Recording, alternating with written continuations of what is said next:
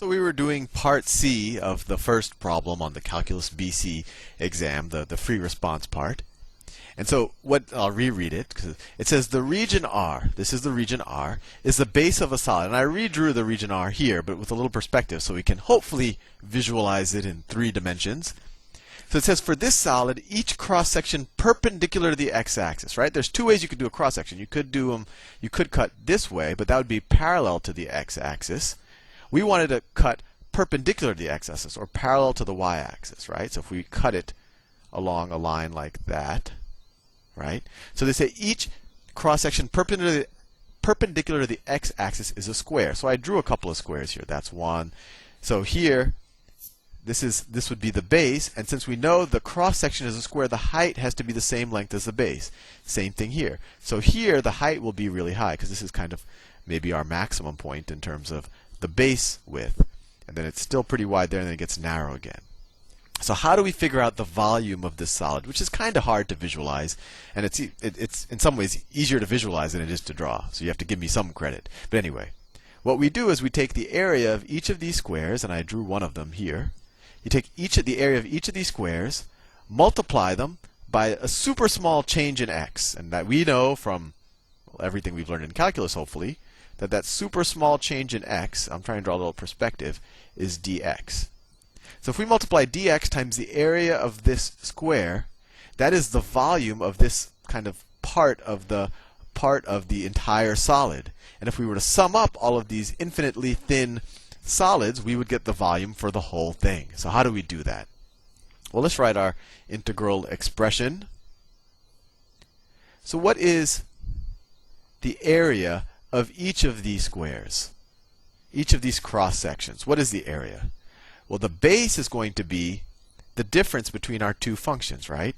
This top function right here, that was sine of pi x. And this bottom function right here, that is y is equal to x to the third minus 4x. So the base of the functions, the base of this distance right here is going to be the difference between the top function and the bottom function.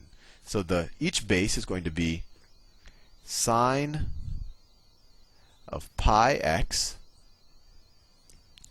minus this function. So it's minus x to the third plus 4x, right? Switch the signs. Minus x to the third plus 4x. So far, this might look pretty similar to part A. But what's the twist here? We want the area of each of these squares, not just this distance. So what's the area? It's going to be this distance squared. So we have to square this entire thing. So that's the area of each of these squares, and then we have to multiply them times a little bit of dx.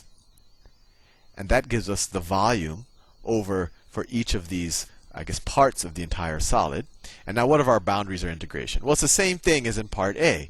This is 0, this is 2, so the boundaries are pretty straightforward.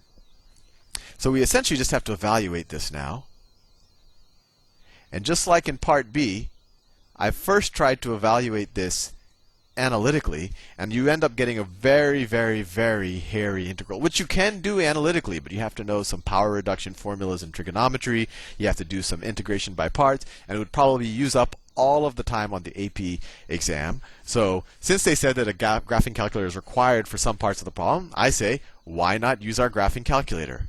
Because the graphing calculator is very good at numerically evaluating definite integrals like this. So let's get out my TI-85 emulator again.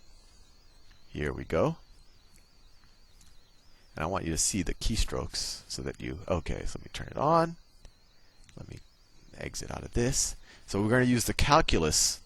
We're going to use the calculus function here. So second calculus.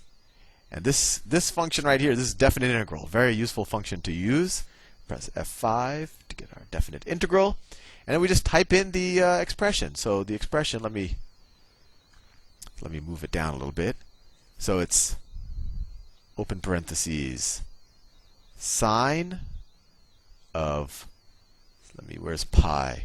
Pi is, I haven't used one of these calculators in a long, long time. Oh, there it is. Second, pi x sine of pi x minus x to the third power plus 4x, all of that squared. And then this definite integral function, you have to tell it which is the independent variable, or kind of, where are we taking this, what variable are we integrating across, and that's the variable x. And then you just tell it the boundaries of integration, and we're done. So we're going to integrate from 0, from x is equal to 0, to x is equal to 2. And if I haven't made a mistake, I can hit enter and let the calculator do the rest of the work. And let's see what it ends up with. Notice, okay, and let's see. So that's the answer. That is the volume of this solid. It's 9.9783. So you could write that this is equal to 9.9783. And I'm pretty sure they want you to use a calculator, because frankly, computing the integral, that's kind of just, chug math, very mechanical math, although it's pretty sophisticated, but it would take you forever. But this is kind of, I think, what they wanted you to do. Set up the integral. Recognize that each of these squares, the area of each of these squares is just going to be this distance, the distance between the functions squared, and then you integrate that from 0 to 2. Let's see how much time I have left. I have a couple of minutes. So let's do part D. Image clear, invert colors. Okay, part D. The region R models. Let me edit, paste.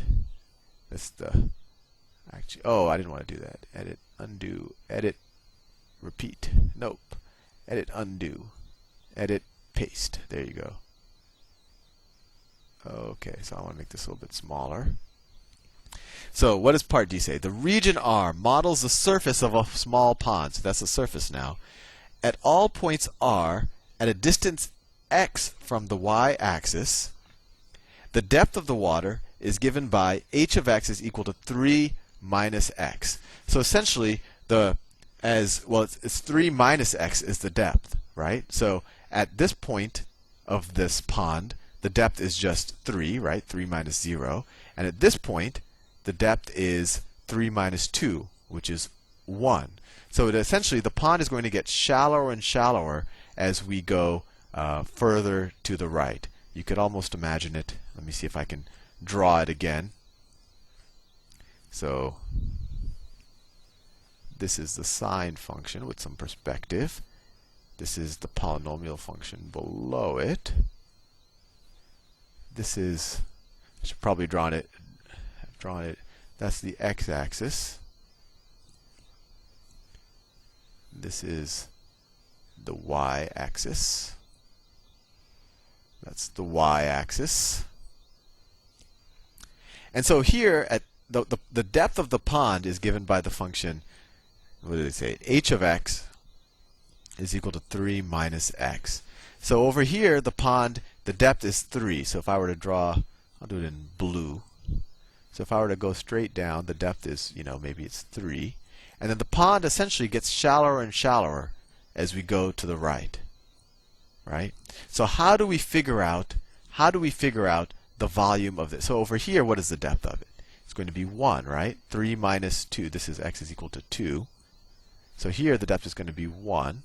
So if we take the cross section just along the x-axis, the depth is going to look something like this, but then this is the top of it. I know that's kind of hard to visualize.